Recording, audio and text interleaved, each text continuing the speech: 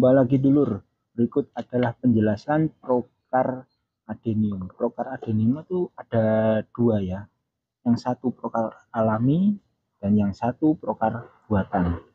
Yang procar alami sudah saya bahas di video sebelumnya. Sekarang procar buatan.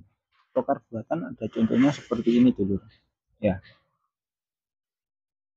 yaitu lebih rapi, lebih teratur, dan walaupun dia nggak sama, besarnya nggak sama, tapi dia lebih teratur. Mekarnya itu lebih teratur karena asalnya itu dari seedling yang dipotong dan dirawat sedemikian rupa, terus memunculkan akar-akar baru dan ditata. Sekian dulu dan terima kasih.